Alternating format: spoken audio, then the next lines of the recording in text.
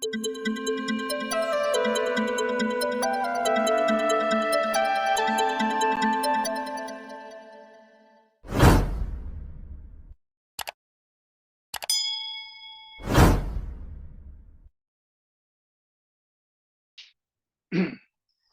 sekarang kita lihat ya menyeberang Sungai Yordan. Nah, kalau saudara perhatikan, ada dua kata menyeberang di dalam kitab Keluaran itu, menyeberang Laut Teberau. Sekarang menyeberang Sungai Yordan.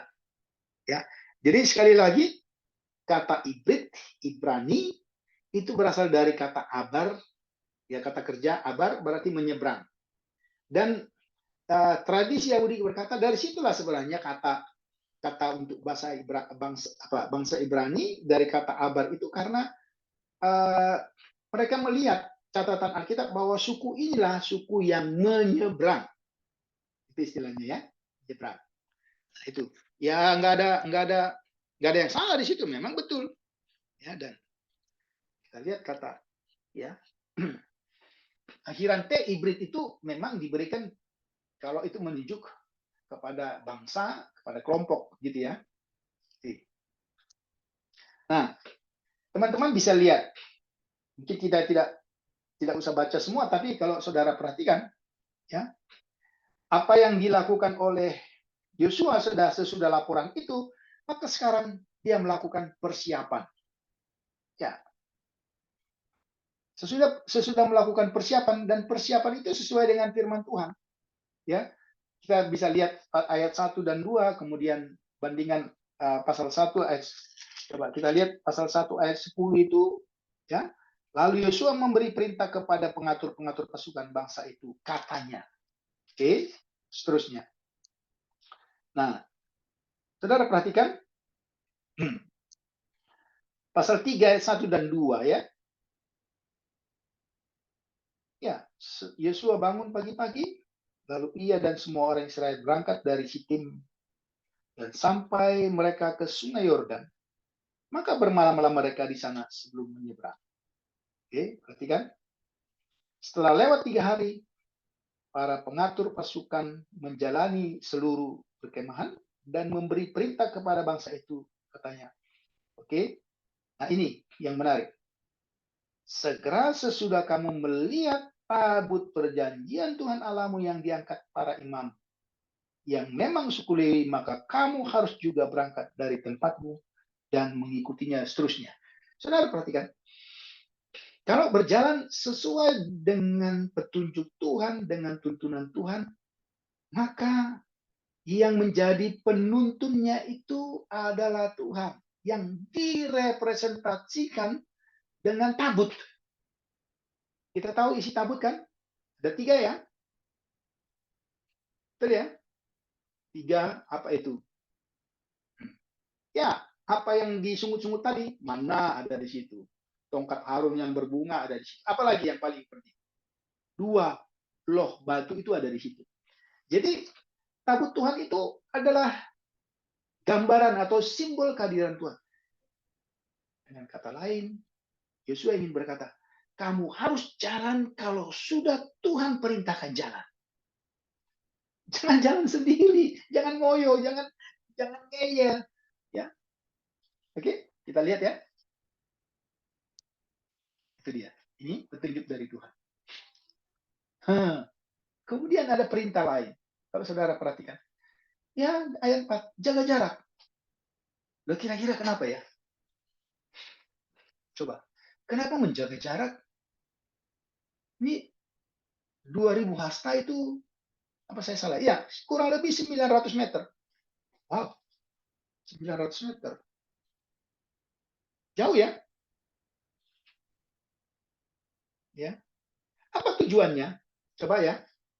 Sekarang kita buka Bilangan 4 ayat 15. Ya, supaya kita tahu tujuan. Kenapa Tuhan bilang jaga jarak? Oke. Silakan boleh salah seorang membaca Bilangan 4 ayat 15.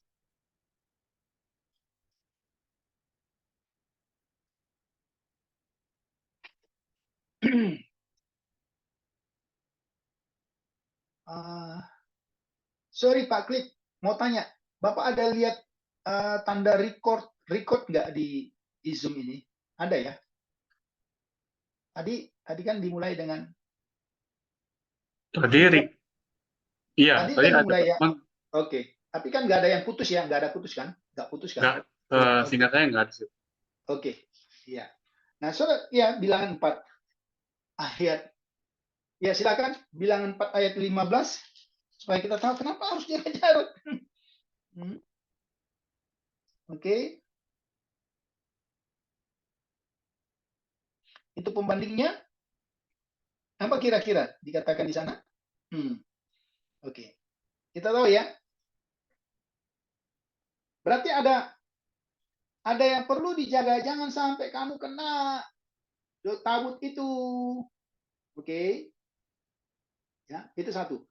Berarti menjaga jarak itu berarti menjaga kekudusan.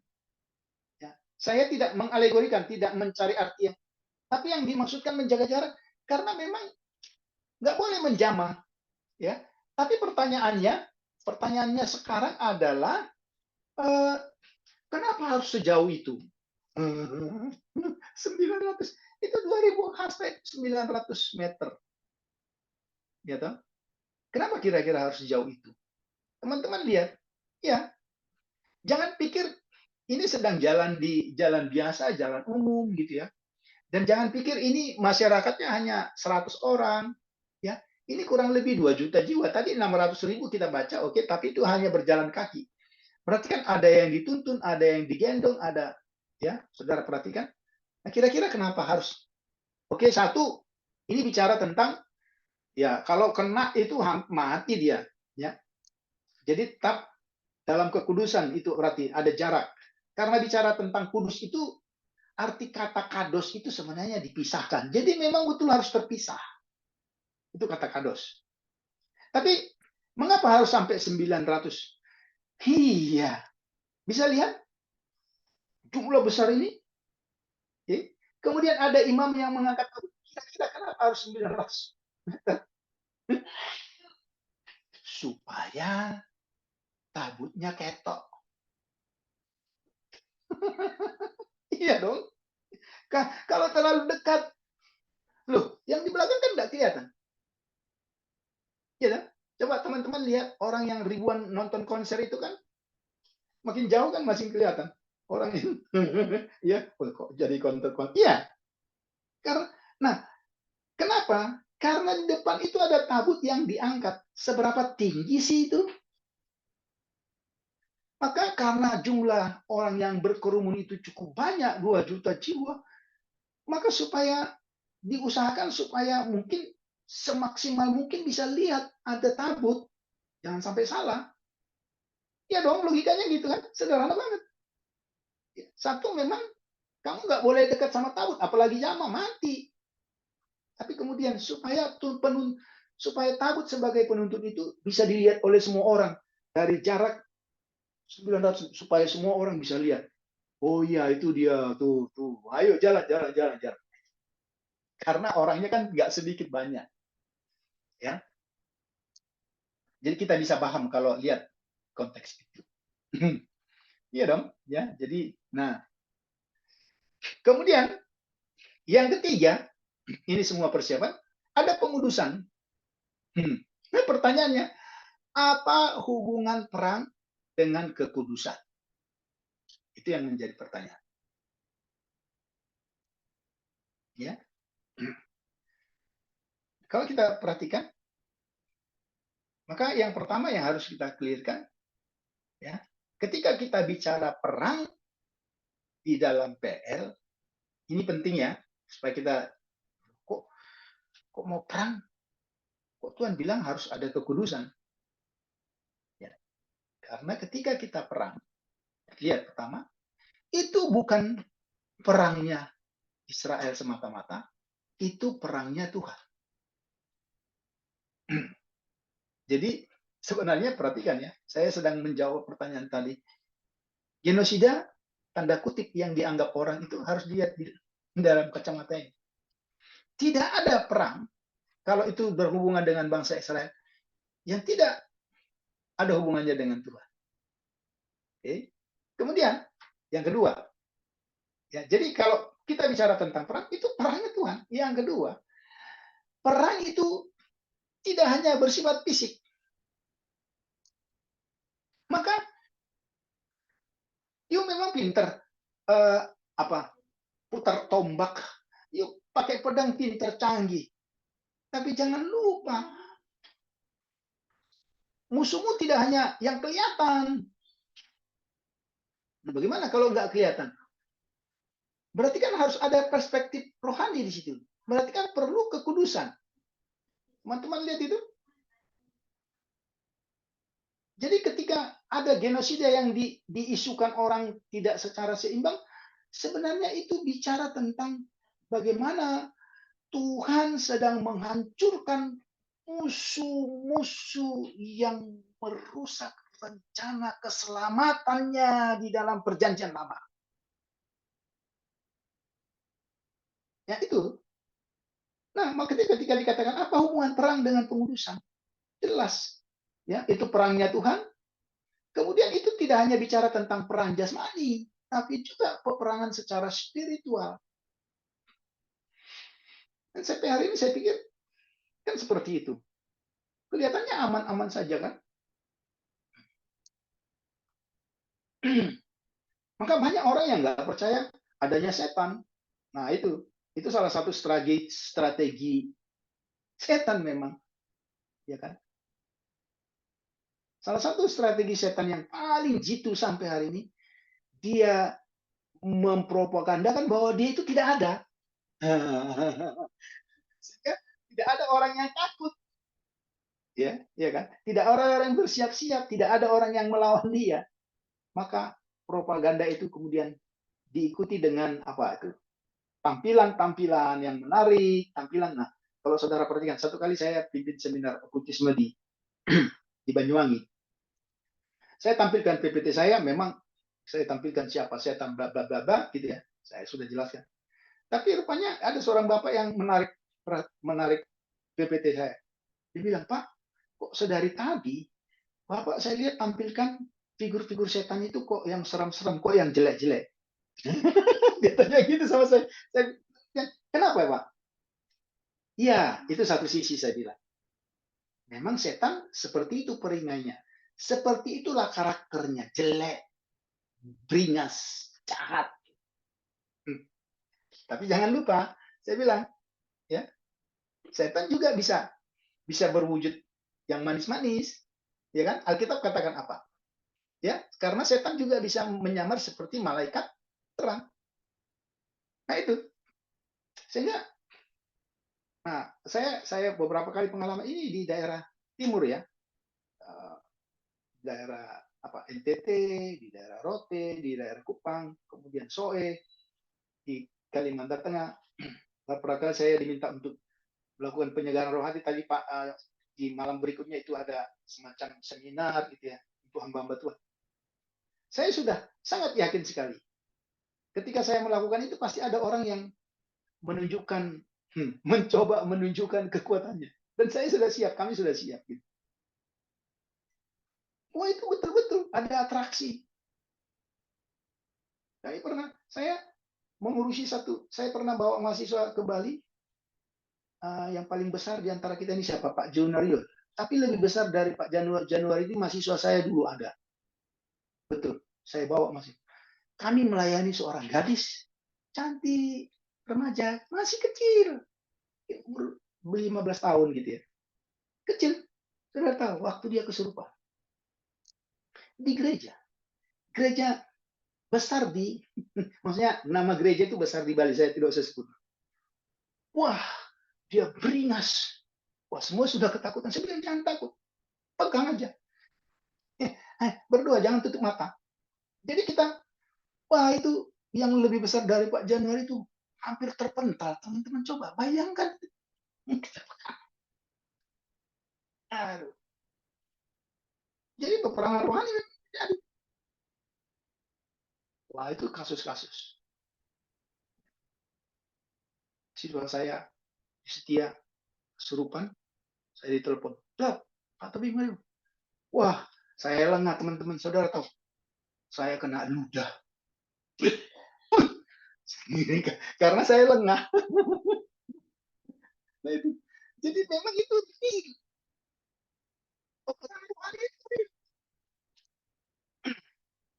ya. Dan salah satu strategi yang selalu dia pakai, dia ingin manusia tidak percaya bahwa dia ada, sehingga dia bisa kerja ini. Nggak usah heran ya. Ya, bahkan waktu kami pelayanan juga ternyata banyak hamba Tuhan yang masih terlibat dengan okultisme. What? Kira-kira gimana kalau hamba Tuhan masih terlibat dengan, tapi dia sendiri dia tidak tahu itu. Dan ketika saya jelaskan dengan banyak slide, saya jelaskan dengan contoh-contoh, dia bilang, loh kalau begitu saya juga berarti. Nah, loh, satu kali saya sedang khotbah, tiba-tiba ada seorang berdiri, gitu ya. Kalau saya nggak siap kan, coba lah dong. Itu khotbah di kalangan gereja yang besar. Khotbah, tiba-tiba ada seorang yang ngaco. Ternyata memang bukan gangguan jiwa, tapi oke, dia memang ada semacam kelainan, tapi pada waktu itu kami sedang membahas sesuatu tentang itu. Tiba-tiba dia berdiri, bla bla bla. Saya bilang, mencoba ini, saya pikir ya. Saya langsung, karena kan kalau saya berhenti karena itu berarti firman Tuhan nggak jadi kan diberitakan kan? Tapi tidak. Tuhan kasih saya hikmat, saya bilang, dalam nama Yesus kamu diam, kamu punya urusan nanti dengan saya, selesai pada kamu. Saya bilang. Saudara, itu jadi. Dia bukan cuma duduk, dia terlunai. Ya udah, saya bilang, Bapak Ibu tenangnya, kita kembali ke firman Tuhan. Nanti kita selesaikan. Betul. Dia tidak bisa bicara, dia tidak bereaksi apa-apa seperti orang pingsan, tapi tenang. Kalau kita tidak punya hikmat, kita tidak pernah terlibat dengan pelayanan seperti ini, memang akan mengagetkan. Banyak orang yang wow. Nah, karena apa? Karena tujuan dia ingin membubarkan supaya orang tidak mendengar firman. Itu pekerjaan setan. Peperangan rohani itu sudah ada dari zaman PL. Jadi kita tidak usah heran. Gitu. Semua itu terjadi. Semakin zamannya berubah, ya, modifikasi strategi setan pun terus berubah. Semakin canggih, ya kan? Kalau dulu kelihatannya kuno, sekarang sudah semakin canggih dan seterusnya. Dan itu saya alami karena sebelum pandemi kami kan terlibat betul dengan pelayanan misi. Dan banyak hamba-hamba Tuhan yang akhirnya juga dipulihkan, banyak jemaat juga yang akhirnya mengalami kesembuhan, tapi karena ternyata bukan karena dia, tapi karena orang tua dan sebagainya yang terlibat dengan fase-fase kekerasan. Nah itu kira-kira ya. Nah itu, jadi apa hubungannya? Karena peperangan ini bukan peperangan manusia, ini peperangannya Tuhan. Dan peperangan ini bukan bicara peperangan fisik, tapi juga peperangan rohani. Maka Tuhan katakan, kuduskan mereka. Karena sekali lagi, arti kudus itu betul-betul mereka harus dipisahkan. Kudus itu bukan hanya bicara tentang moral, tapi terpisah. Ya, betul-betul berbeda. Karena berbeda, maka moralnya juga akan berbeda. Seterusnya. Dan inilah yang terjadi kalau kita lihat. Ya, jadi dalam konteks inilah sebenarnya, karena teks yang selalu dipakai itu adalah kitab Yosua juga. Karena Tuhan perintahkan semuanya harus kamu tumpas. Dan ingat, ketika kamu tidak tumpas, maka kamu akan celaka, kamu akan bersahabat, kawin mengawin, dan kamu akan menyembah berhala. Itu betul. Nanti besok kita akan, kalau masih ada waktu, kita akan melihat itu dalam kitab Hakim-Hakim. Itu terus terjadi. Ternyata ada kegagalan yang ditinggalkan oleh Yosua. Ya, itu dia. Nah, sekarang kita lihat ya, penyeberangan Sungai Yordan. Ini menarik sekali ya. Saudara perhatikan. hamba Tuhan itu yang terlihat seperti direndahkan Tuhan, perhatikan. Sekarang waktunya dia dipromosikan. Lihat ya. Jadi orang yang memang mau tunduk dan merendahkan diri, ya, tidak perlu kita mempromosikan diri, maka Tuhan yang akan mempromosikan. Saudara baca, kita lihat ya. Yosua pasal ini menarik banget loh menurut saya. Kalau saudara perhatikan Yosua pasal 3 ayat yang ke-7. Wah, ini Tuhan bilang loh.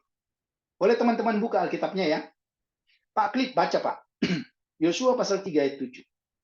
Wah, ini luar biasa.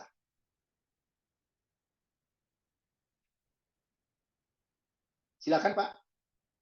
Yosua pasal 3 ayat 7.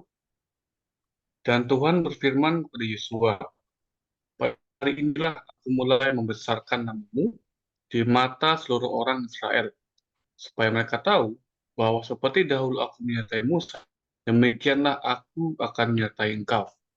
Iya, ya. Saudara perhatikan ayat 10, Pak. Satu kali lagi, Pak. Ayat 10.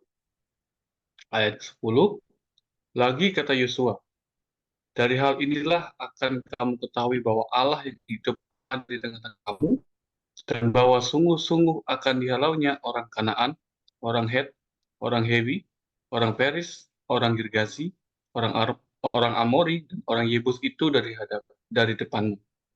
Ya, saudara perhatikan apa hubungan ayat 7 dengan 10? Ya, perhatikan ya. Ini menarik. Pada hari inilah aku mulai membesarkan namamu. Ya. Jadi, iya betul ya. Promosi itu kan penting ya. Sebagai pegawai apa segala macam ya toh. Tapi ketika kita bicara tentang hal yang bersifat rohani, wah ternyata Tuhan yang harus mempromosikan kita. Tuhan selalu bilang seperti yang kukatakan kepada hambaku Musa. Ya, dalam hati kecil. Kalau kita seperti Yesus, kok bukan kepadaku ya, langsung Tuhan ngomong. Kenapa selalu mengatasnamakan Musa? Tapi ya ternyata inilah satu pembinaan, satu pendidikan bagi seorang pemimpin. Yang paling penting bagi seorang pemimpin itu ternyata adalah humble, merendahkan diri. Karena ketika orang merendahkan diri, itu matematikanya Alkitab. Setiap orang yang merendahkan diri akan ditinggikan. Itu saatnya. Saudara perhatikan, betul ya. Ketika Yosua dipromosikan. Lihat. Ayat 10 itu bicara apa? Bukan bicara dirinya. Jadi ini bukti bahwa dia memang orang yang tetap rendah hati. Supaya kamu tahu Tuhan bersama dengan kita. Dia nggak katakan, ini aku yang baru dapat promosi, aku Jenderal Yosua. Aku bersamamu. Bukan seperti itu dikatakan Yosua. Tapi Tuhan bersamamu. Jadi bukti orang yang dipromosikan itu dari kerendahan hati kepada kerendahan hati. Ini yang kita lihat ya. ya, ya ini luar biasa. Ya, kemudian kita lihat perintah Tuhan. Oke. Baru melakukan firman Tuhan ya. Para imam, saudara perhatikan. Kenapa kira-kira para imam? Kalau saudara perhatikan ayat 89 itu ya. Ya, maka aku perintahkan kepada para imam pengangkat tabut penuh. Demikian setelah kamu sampai ke tepi air sungai Yordan, haruslah kamu tetap berdiri di sungai Yordan itu. Kenapa? Ya, ya, simpel aja saudara mengerti. Kenapa para imam itu berbaris? Iya dong, supaya ada pagar betis ya kan. Jadi bangsa itu punya jalurnya, gitu kan. Nggak usah cari. Jadi ada jalurnya. Karena saudara jangan berpikir apa apa ya, Sungai Yordan itu hanya ukuran 3 meter, enggak. Nanti kita lihat berapa lebarnya, berapa dalamnya. Ya. Jadi imam itu harus berdiri. Ada pagar betis, ada batas supaya mereka jangan hanyut. Coba lihat yang merah di atas. Nyebrang sungai itu mujizat. Kenapa mujizat ya? Bukankah itu sungai biasa? Kira-kira kenapa mujizat? Ya, ya, karena seringkali kita salah kaprah. Dikit-dikit kita ngomong mujizat. Kapan itu? Berapa hari lalu? Saya dengar kata ini dari orang-orang yang sudah belajar teologi, belajar Alkitab. Wah, oh ya, saya mendengar itu di gereja ya. Bisa jadi karena mungkin kekurangan dana. Dan dia katakan, kami sudah mengalami mujizat demi mujizat. Gitu? Ya, kita biasanya mengaminkan gitu ya. Tapi tunggu dulu. Jangan jangan semua kita katakan mujizat. Kenapa? Karena mujizat itu harus bersifat spektakuler. Mujizat itu intervensinya Tuhan langsung. Mujizat itu hal yang luar biasa. Jangan lupa definisi ini. Jadi, kalau saudara sakit, kemudian saudara beristirahat, sembuh, nggak perlu ngomong mujizat. Iya dong, iya kan? Ya. Saudara tahu, saya punya catatan itu. Ya, jadi kalau saya ngomong ini, semua datanya itu ada saya. Nah, orang Katolik, rahib Katolik itu pernah berkata, itu akan sesuatu satu keadaan itu dikatakan mujizat, khususnya untuk orang sakit.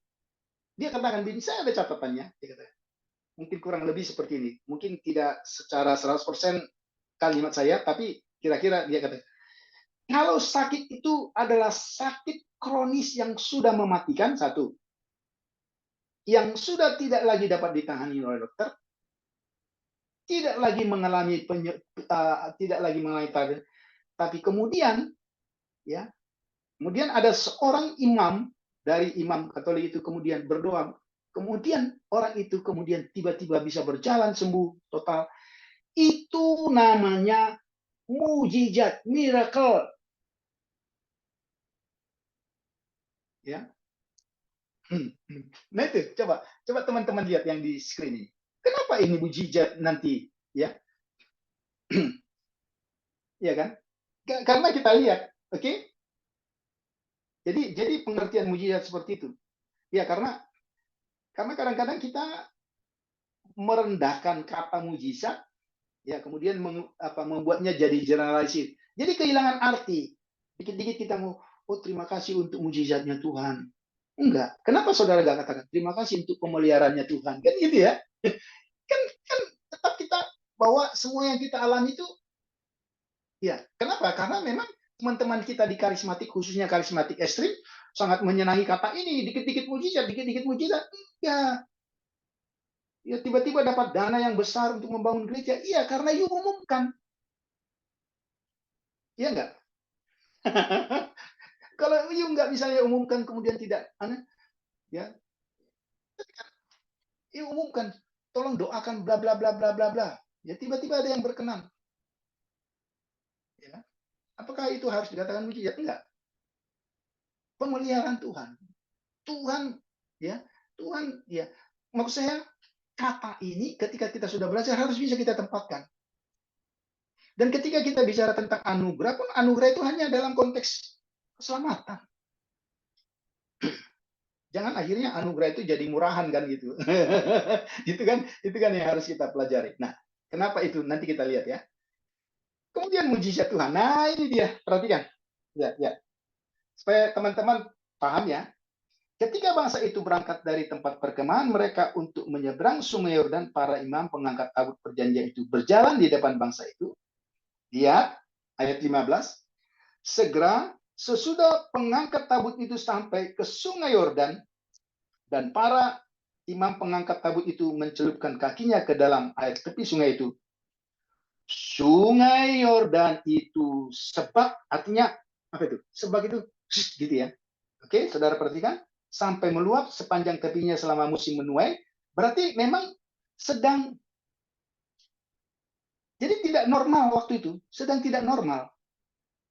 Ya, itu sedang apa? Sedang mengalami masa apa?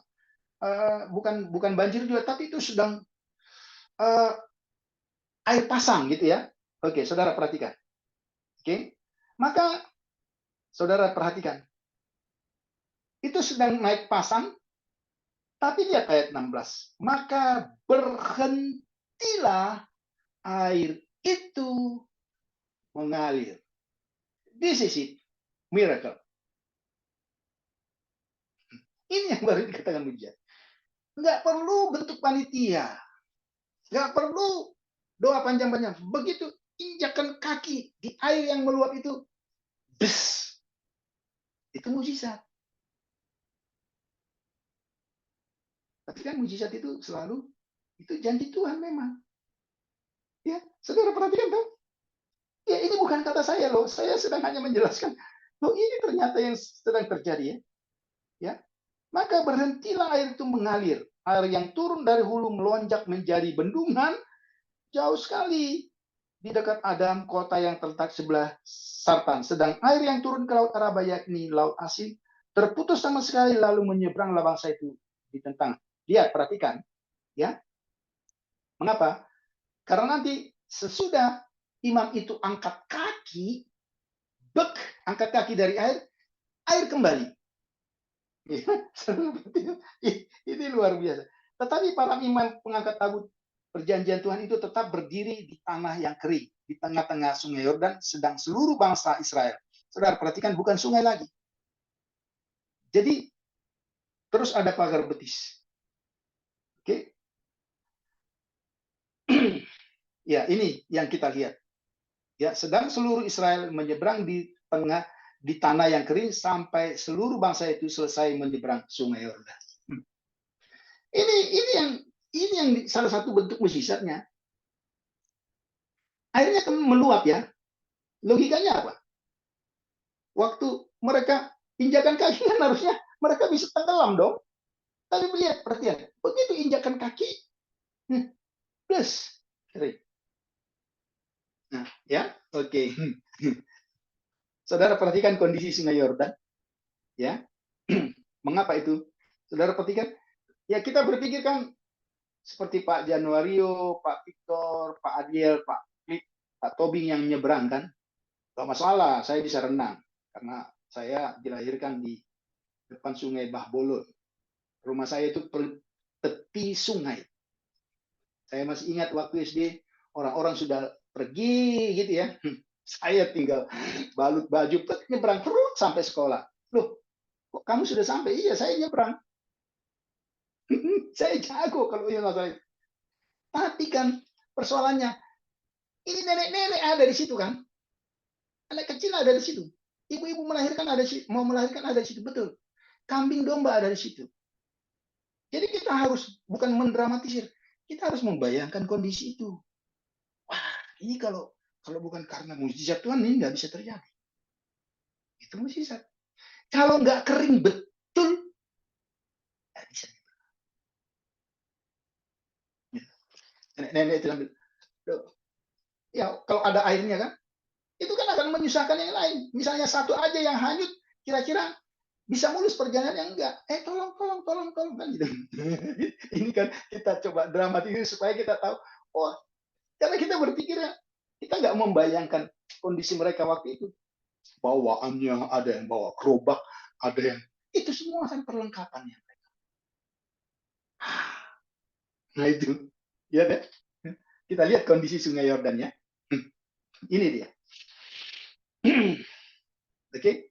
Lebarnya itu ternyata lebar sekali 18 sampai 27 km 27 meter dan dalamnya 9 sampai 3 sampai 5 meter. Pak Klip bisa nyebrang bisa. Gitu. Wah, itu aja kan. Tapi saya nggak tahu. Pak Klip ini kan orang kota. Sorry. Sorry. Bisa, Pak. Saya tinggal di bisa. desa, Pak. Berenang.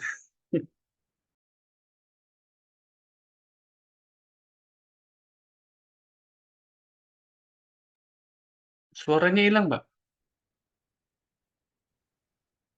Teman-teman di kota itu kan. Suara saya masih terdengar? Halo? Ya, sudah dengar, Pak. Sudah dengar. Oke. Ini karena ada peringatan ini, berarti saya harus ganti apa nih? Karena kayaknya habis atau bagaimana? Iya. Kalau orang di kota itu kan ke kolam renang bukan berenang. Iya toh? Belajar renang. Memalukan. Ya, pura-pura, ya maaf, ini pengalaman teman-teman. Ya, pura-pura bawa anak kecil gitu kan. di tempat yang kecil. Padahal dia juga sedang berusaha untuk pernah lihat nggak? Ya, ada bapak-bapak atau ibu-ibu yang nggak bisa berenang, ya pura-pura bawa anak kecil, kemudian supaya punya kesempatan masuk, dia daripada masuk sendiri kan malu, jadi dengan anak. Padahal karena dia nggak bisa berenang. Sorry, ini bukan ngata-ngatain, tapi kondisinya seperti itu. 3 sampai 5 meter, ya. Ada tempat penyeberangan, ada daerah-daerah tertentu, ya. Tapi itu jadi ada semacam apa jalur-jalur tertentu kalau teman, ya. Tapi bukan itu tempat mereka menyeberang. Ini betul-betul yang harus diseberangi gitu ya. Ya, iya ini dia. Kalau kalian berempat sama saya mungkin bisa lewat. Tapi jangan lupa ada kakek nenek, ada anak kecil di situ. Kemudian saudara lihat di yang 15 menit tadi sedang meluap, begitu kaki ditarik, flex, jadi jalan. Itu namanya mukjizat, ya. Kondisi bangsa Israel. Nah, ini dia. Betul. Ya bukan hanya orang kota ya. Lahir di padang gurun mau belajar renang di mana? Jadi begitu. Jadi bukan hanya yang lahir di kota loh, bro. Lahir di padang gurun juga nggak ada sungai mau berenang belajar berenang di mana. Ya toh? Ini kita lihat. Oke. Tolong teman-teman kalau suara saya kemudian putus, tolong kasih kode ya supaya saya nanti jangan kebablasan ngomong tiba-tiba seperti apa namanya si bisu lagi tuh tapi suaranya kedengar. Nah ini dia. Jadi itu mujizat Tuhan yang kita lihat. Iya, ya. Kenapa? Ini yang terjadinya saat kaki para imam itu menyentuh air. Air berhenti dan menjadi bendungan. Ya, cukup lama. Karena pesertanya 2 juta jiwa. Belum lagi lembu sapi, gerobak. Kecil ya kan? Kira-kira berapa lama itu? Coba hitung-hitung. 1-2 jam? Enggak. Bisa jadi setengah harian kan? Menyeberangkan 2 juta jiwa loh. Ya, ya, saya ingin kita waktu ya saya juga punya sarah. Kalau saya baca perjanjian saya coba bayangkan. Jadi jangan polos-polos kita membayangkan dengan kondisi kita. Jadi masuk ke teks itu. Gitu. Ada nenek-nenek di situ, kakek-kakek. Ya, kalau kita aja plap selesai kan gitu. Tapi kalau itu sudah semua dengan barang bawaan, ya kenapa? Karena semua ini kan berasal dari Mesir. Ya, walaupun bapak-bapak mereka sudah mati di padang gurun, tapi kan warisan ini kan terus mereka bawa. Ini yang kita lihat. Ya. Kira-kira apa sih tujuan mujizat itu? Ya, saya di satu sisi kagum dengan banyaknya mujizat yang terjadi. Ya. Ini kayaknya di daerahnya Pak Cliff ini di Kalimantan ya, tapi saya nggak tahu Kalimantan mana. Kalau saya katakan Kalimantan pasti dia tahu. Ya tahu. Dan kalimatnya cuma singkat aja, in Jesus name. Tuh. Ya, tapi kemudian semua sembuh kan? Iya, menurut saya kita nggak boleh menghakimi apa itu mujizat atau tidak. Tapi apakah itu masuk dalam kriteria sebagaimana yang Alkitab katakan?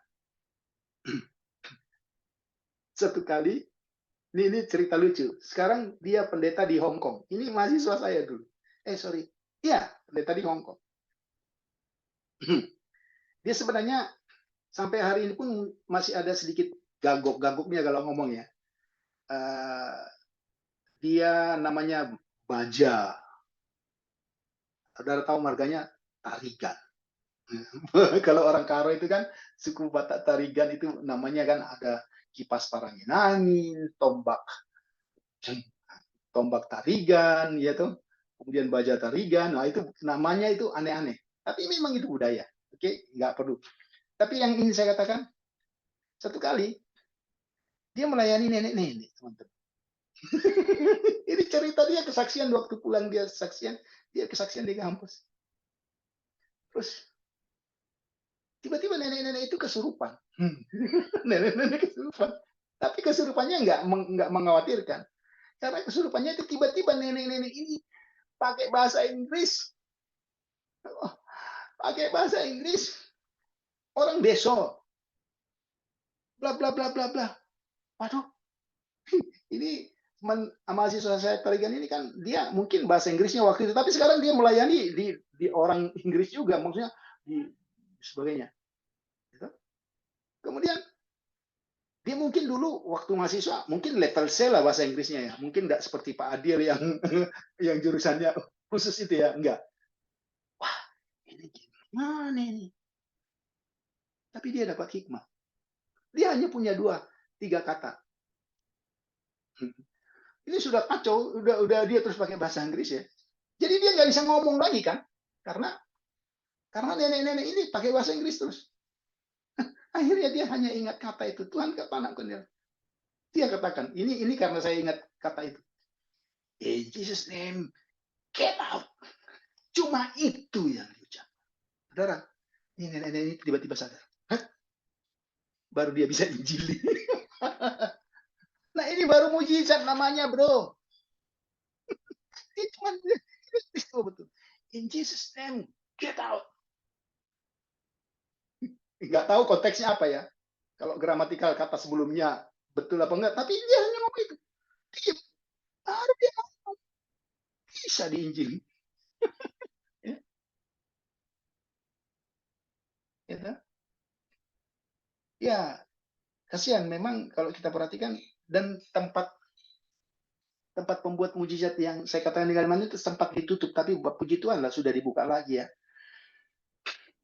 Cuman kalau kita lihat apa tujuan mujizat, sebenarnya mujizat itu, perhatikan ya teman-teman, kalau kita lihat catatan dalam perjanjian baru, mujizat itu selalu ditujukan kepada orang yang tidak percaya. Mengapa? Karena justru kepada orang-orang yang tidak percaya itulah mujizat itu membuat dia semakin menjadi percaya. Nah, kalau kita lihat mujizat yang berseliweran di YouTube itu, apakah mereka yang pakai songkok, pakai mukena, pakai jilbab itu akhirnya jadi percaya? Enggak, mereka sembuh, yes. Tapi apakah kemudian mereka menjadi percaya? Itu yang mengganjal di hati saya. Saya tidak menghakimi. Ya, semoga sih mungkin tidak hamba Tuhan itu lagi yang melayani ya, tapi kemudian dengan kesembuhan itu, sekali lagi saya tidak menganggap dengan kesembuhan itu mungkin nanti ada hamba Tuhan lain yang melayani kan. Jadi dia percaya. Coba saudara cari saja di dalam perjanjian baru, mujizat itu selalu diperuntukkan bagi orang yang tidak percaya. Karena apa? Kalau saudara perhatikan, sebenarnya tujuan mujizat itu adalah untuk menjelaskan kepada orang yang mengalami mujizat siapa Tuhan. Ya. Waktu saudara nanti punya kesempatan belajar kitab Keluaran, 10 mujizat yang dilakukan oleh Tuhan di Mesir, itu mujizat. Walaupun ada fenomena alam, tapi itu mujizat. Akhirnya Tuhan bilang, supaya kamu tahu bahwa akulah Tuhan. Mujizat itu beranak panah 2. Satu, itu mau menjelaskan supaya orang Israel terus percaya kepadanya, tapi juga untuk menjelaskan kepada orang Mesir bahwa dia Tuhan dan tidak ada yang sebanding dengan dia, termasuk Allah-Allah Mesir. Karena kalau kita lihat 10 tula itu semua berhubungan dengan dewa itu. Ya. Jadi tujuan mujizat itu jelas. Maka harusnya saudara perhatikan, orang yang mengalami mujizat harusnya apa? Semakin percaya kepada Tuhan. Iya dong. Tapi faktanya bangsa Israel kurang mujizat apa? Ya, kalau mau dikatakan iri, kayaknya kita iri ya. Semua pengalaman bangsa itu mujizat demi mujizat. Tapi selain mujizat demi mujizat, persungutan demi bersungutan juga. Ya, saudara bisa lihat itu ya. Itu yang kita lihat. Oke, mungkin itu bagian yang ingin saya bahas dari kitab Yosua. Ya, teman-teman saya harus bagi-bagi kuenya supaya rata gitu ya. Apakah ada pertanyaan? Apa ada yang memberi komentar tentang apa yang saya jelaskan mengenai mujizat? Ya nanti, ya ini masalahnya waktunya. Jadi saya banyak sekali catatan data itu, dan itu jelas landasannya di Alkitab. Jadi mujizat itu harus spektakuler, terjadi seketika, tidak ada tanda dan seterusnya dan seterusnya. Saya ada pertanyaan, Pak. Iya, silakan. Berhubungan dengan mujizat. Yang saya tanyakan begini, Pak. Yang waktu imam-imam itu kan, imam-imam itu kakinya mulai mencelup dan air, itu kan sungai Yordan kan terputus. Yang sungai Yordan terputus itu berhubungan dengan bukti perjanjian atau yang berhubungan dengan orangnya, imam-imamnya, Pak? Karena Oke. itu. Karena ini mengapa saya bisa muncul pertanyaan yang seperti ini? Kalau berhubungan dengan mujizat itu kan tadi ada penjelasan Bapak bahwa itu untuk terjadi kepada orang-orang yang baru untuk bertobat kan, untuk mengenal supaya orang itu bertobat. Dan sedangkan saya ditafsirkan, mulai dipikirkan saya seperti begini. Sekarang itu mujizat yang sekarang terjadi itu kan seperti begini. Ya, hamba-hamba Tuhan atau si orang itu kan mereka terjadinya mujizat ya seolah-olah itu orang ini yang melakukan. Ya itu. Jadi yang pertanyaan saya, karena bukan Tuhan tetapi orangnya. Jadi yang pertanyaan saya yang tadi itu adalah karena yaitu waktu terputus itu berhubungan dengan untuk perjanjian, atau saya kaitkan dengan ini, atau imam-imam itu yang membuat akhirnya bisa itu terputus itu begitu. Terima kasih. Yang pertama saya harus klarifikasi. Kalau saya katakan tadi, harusnya bangsa Israel percaya ya. Makin percaya kan, harusnya kan. Tapi perhatikan, kalau kita lihat supaya apa yang dijelaskan di dalam perjanjian baru, nanti saudara teman-teman perhatikan ya. Siapa itu? Hambanya perwira, anaknya perempuan, kemudian perempuan apa namanya, itu semua, perhatikan, itu semua orang di luar Israel. Betul nggak? Coba nanti lihat catatan itu. Tapi akhirnya mereka melakukan, nah, kemudian saudara perhatikan ya. Jadi itu yang harusnya seperti itu. Dan kalau Bapak tanya saya, ini kan dijelas di ayat 15-16 itu. Ketika imam-imam yang mengangkat tabut itu injakan kaki itu toh, betul ya? Maka berhentilah air itu mengalir. Nah, jadi betul-betul memang yang ingin saya katakan, arti mujizat itu spektakuler. Itu intervensinya Tuhan. Yang salah, fenomena yang dikatakan Pak Januari itu memang terjadi. Gitu. Satu kali ada, itu berapa tahun lalu itu ada, ini loh, ada apa namanya itu, spanduk, itu di Surabaya. Saya nggak tahu Pak Arta atau teman-teman lain pernah temukan itu. Ada tulisan. Kalau depannya itu sih bagus. Ya. Hamba Tuhan, terus namanya, dia rasanya tidak punya gelar. Tapi kalimat selanjutnya yang spektakuler. Yang bisa membangkitkan orang mati. What? Itu ada spanduknya. Saudara tahu kenapa saya taruh, kayak saya tahu peristiwa itu. Ini dari seorang apologet yang namanya, teman-teman boleh selidiki. Namanya Beng Chu, ya, ada di internet ya. Itu orang yang selalu menyelidiki segala sesuatu dan kayaknya dia semuanya bersifat curiga. Beng Chu namanya. Jadi teman-teman, dia pernah selidiki. Ternyata ketika dia lihat Apa yang terjadi di mall di Surabaya itu. Jadi ketika nama itu memang betul seperti yang dikatakan Pak Januario. Bukan Tuhannya, tapi hambanya yang jadi populer. Itu fenomena yang ada, Pak. Itu fenomena. Saya sudah pernah cerita, saya pernah satu kali masuk. Saya mungkin satu kali itu atau dua kali ya saya masuk di Cito. Cito tahu ya? Karena saya tersesat, Pak.